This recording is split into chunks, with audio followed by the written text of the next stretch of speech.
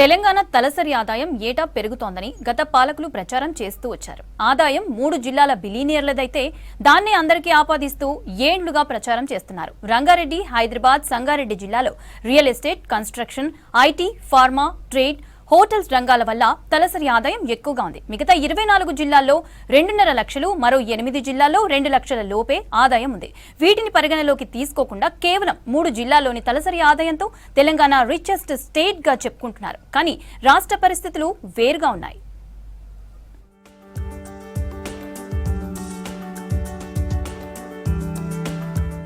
తెలంగాణ తలసరి ఆదాయం ఏటా పెరుగుతోంది. ఇప్పుడు అది 3.56 లక్షల రూపాయలకు చేరింది. రాష్ట్రం వెలిగిపోతున్నది. ప్రజల ఆదాయం పెరిగి పేదరికం తగ్గుతోందని కొన్నేండ్లుగా కేంద్ర, రాష్ట్ర ప్రభుత్వాలు లెక్కల రూపంలో చెప్తున్నాయి. వాటి ప్రకారం ప్రస్తుతం తెలంగాణలో ఒక్కొక్కరి ఆదాయం 3.56 లక్షల రూపాయలు. ఉదాహరణకు, ఒక ఇంట్లో నలుగురుంటే వారి ఏడాది ఆదాయం 14 లక్షలకు పైనే ఉండాలి. అంటే నెలకు 1,20,000 రూపాయలన్నమాట. ఈ లెక్కన మన రాష్ట్రంలో పేదరికం ఒక దెబ్బకే ఎగిరిపోవాలి. కానీ సీన్ మరోలా ఉంది. రాష్ట్రంలో సంపద మొత్తం హైదరాబాద్, రంగారెడ్డి, సంగారెడ్డి జిల్లాల పరిధిలో, అందులోనూ కొంతమంది బిలియనీర్ల చేతుల్లోనే ఉంది. ఈ 3 జిల్లాల్లోని లెక్కలు, ఇతర జిల్లాల లెక్కలు అన్నీ కలుపుకొని యావరేజ్ తీస్తే రాష్ట్ర తలసరి ఆదాయం భారీగా కనిపిస్తోంది. ఈ ఓవరాల్ లెక్కలను చూపెట్టి రాష్ట్రమంతా వెలిగిపోతుందని, మన ప్రజల ఆదాయం మస్తు పెరుగుతుందని లీడర్లు ప్రచారం చేసుకుంటున్నారు. తలసరి ఆదాయం గొప్పగా కనిపిస్తున్నా రాష్ట్రంలోని పేదల జీవితాల్లో ఎలాంటి మార్పు కనిపించడం లేదు. 2023-24 ఆర్థిక సంవత్సరానికి కేంద్ర ప్రభుత్వం ప్రకటించిన లెక్కల్నే చూస్తే తలసరి ఆదాయంలో రాష్ట్రంలోని సుమారు 24 జిల్లాలు 2.50 లక్షలకే పరిమితమయ్యాయి. 8 జిల్లాలైతే 2 లక్షల లోపలనే ఉన్నాయి. అదే రంగారెడ్డి జిల్లా తలసరి ఆదాయం ఏకంగా 9,54,949గా ఉంది. ఆ తర్వాతి స్థానంలో హైదరాబాద్ 4,97,854, సంగారెడ్డి జిల్లా 3,21,799గా ఉంది. ఈ 3 జిల్లాల్లో అది కూడా కొద్ది మంది దగ్గరే వేల కోట్ల సంపద ఉంది.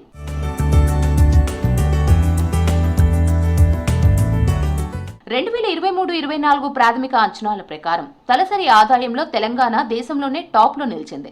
తెలంగాణ కంటే ముందు సిక్కిం, ఢిల్లీ, గోవా ఉన్నా ఇవి చిన్న రాష్ట్రాలు కావడంతో పెద్ద రాష్ట్రాల్లో తెలంగాణదే ఫస్ట్ ప్లేస్. రాష్ట్ర తలసరి ఆదాయం 3,56,564 రూపాయలు. ఇది జాతీయ తలసరి ఆదాయం 1,84,205 కంటే 1,72,359 ఎక్కువగా ఉంది. ఈ విషయంలో పొరుగున ఉన్న కర్ణాటక, తమిళనాడు, కేరళ, మహారాష్ట్ర, ఏపీ మన వెనుకే ఉన్నాయి. కొన్నేండ్లుగా రాష్ట్రంలో రియల్ ఎస్టేట్ దూకుడుకు, ఐటీ, ఫార్మా ఎగుమతుల్లో పెరుగుదల తోడై రాష్ట్ర జీఎస్టీపీ పెరుగుతుండడం, ఆ మేరకు జనాభా రేషియో పెరగకపోవడంతో తలసరి ఆదాయం పెరుగుతుందని నిపుణులు చెప్తున్నారు. 2023-24లో Telangana gross state domestic product ఏకంగా 15.01 లక్షల కోట్లకు చేరింది. ఈ జీఎస్టీపీలో అత్యధికంగా 60% పైగా real estate, construction, IT, pharma, trade, hotels రంగం నుంచే వస్తుంది. అయితే ఈ రంగాలన్నీ హైదరాబాద్, రంగారెడ్డి, సంగారెడ్డి జిల్లాల్లోనే ఉన్నాయి. దీంతో రాష్ట్రంలోని ఇతర జిల్లాలతో పోలిస్తే ఈ 3 జిల్లాల ప్రజల తలసరి ఆదాయమే ఎక్కువగా కనిపిస్తోంది. ప్రధానంగా రియల్ ఎస్టేట్, ఫార్మా, వ్యాపార, వాణిజ్యాలకు కేంద్రంగా ఉన్న రంగారెడ్డి జిల్లా తలసరి ఆదాయం ఏకంగా 9,54,949 ఉంది. ఆ తర్వాతి స్థానంలో హైదరాబాద్ 4,97,854, సంగారెడ్డి 3,21,799తో థర్డ్ ప్లేస్ లో ఉన్నాయి. ఈ జిల్లాల్లోనూ సంపదంతా కీలక రంగాలకు చెందిన కొంతమంది చేతుల్లోనే ఉంది. 2024లో హూరిన్ ఇండియా విడుదల చేసిన ఇండియా రిచ్ లిస్ట్ జాబితాలో వ్యక్తిగత సంపద 1000 కోట్లు దాటిన వారిలో 104 మంది హైదరాబాదీలే ఉన్నారు. ఇందులో టీవీ ఫార్మాకు చెందిన మురళీ దివి 76,100 కోట్లు, తర్వాత మేఘా కన్స్ట్రక్షన్స్ కు చెందిన పిచ్చిరెడ్డి 54,800 కోట్లు, మేఘా కన్స్ట్రక్షన్ చెందిన పివి కృష్ణారెడ్డి 52,700 కోట్లు, హెటిరో ఫార్మాకు చెందిన పార్థ సారథి రెడ్డి సంపద 29,900 కోట్లుగా ఉంది.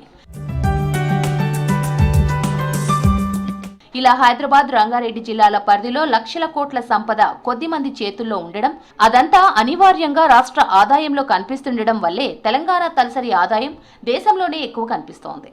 ఈ గణాంకాలను చూసే మన రాష్ట్రాన్ని కేంద్రం రిచెస్ట్ గా పరిగణిస్తుందని, అందువల్లే మన రాష్ట్రానికి పలు కేటాయింపుల్లో కోతలు పెడుతుందనే వాదనలు ఉన్నాయి. కానీ అధిక తలసరి ఆదాయం చెప్పుకోవడానికే తప్ప పేదలకేమీ ఒరగడం లేదని నిపుణులు అంటున్నారు.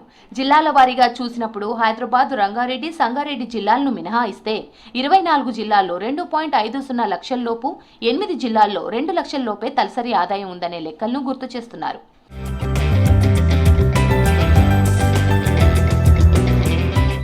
2014లో రాష్ట్రం ఏర్పడిన మొదటి 7 ఏళ్లలో తెలంగాణ తలసరి ఆదాయంలో పెరుగుదల అంతంతే ఉంది. పైగా కరోనా టైంలో తగ్గింది. ఆ తర్వాత 2021-22 నుంచి రాష్ట్ర తలసరి ఆదాయం అమాంతం పెరుగుతూ వచ్చింది. 2014-15లో రాష్ట్ర తలసరి ఆదాయం 1,24,104గా ఉండగా అప్పట్లో దేశ తలసరి ఆదాయం 86,647 ఉంది. అంటే జాతీయ తలసరి ఆదాయం కంటే తెలంగాణ 40,000 ఎక్కువగా ఉంది. ఆ తర్వాతి సంవత్సరం 2015-16లో రాష్ట్ర తలసరి ఆదాయం 16,000 పెరిగి 1.40 లక్షలకు చేరింది. అప్పుడు దేశ తలసరి ఆదాయం 94,797గా ఉన్నది. 2016-17లో 1,59,000కు, 2017-18లో 1.79 లక్షలకు, 2018-2019లో 2.09 లక్షలకు, 2019-20లో 2,31,000, 2020-21లో 2.25 లక్షలకు తలసరి ఆదాయం పెరిగింది. అప్పటి వరకు ఏటా 20 నుంచి 25 వేల రూపాయలు పెరుగుతూ వచ్చిన తలసరి ఆదాయం 2021-22లో ఒకేసారి 35,000 పెరిగి 2.69 లక్షలకు చేరింది. ఆ తర్వాత 2022-23లో 43,000 పెరిగి 3.12 లక్షలకు చేరింది. ఇక 2023-24లో మళ్ళీ 44,000 పెరిగి 3.56 లక్షలకు చేరింది.